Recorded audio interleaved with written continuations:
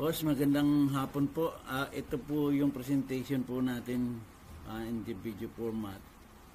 From this plan, itong kulay dilaw, ito po yung property po ninyo.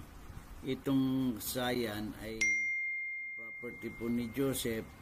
At itong mga kulay blue ay siya po yung lote-lote based on the cadastral map na available.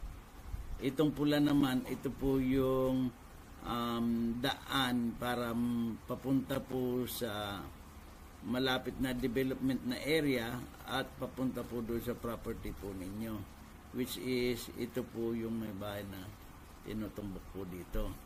Ngayon, ang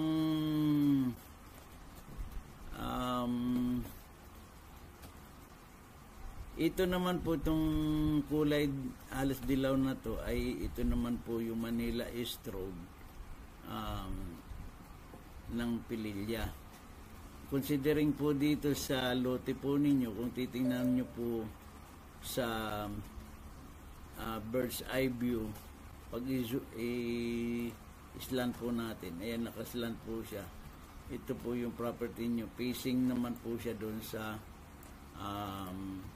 lawa. Ito po yung yan po yung lawa doon. At almost nasa ridge po yung property po ninyo. Kung makita niyo po yung dotted line na yan, yan po yung binaybay na daanan natin papasok sa lote po ninyo. At ito naman yung mga trail papasok at palabas. Yung bahay na binabanggit nyo po ay ito po yun. At yung development ng Santa Lucia na sinasubdivide po ay ito po yung proposed na binibenta sa inyo.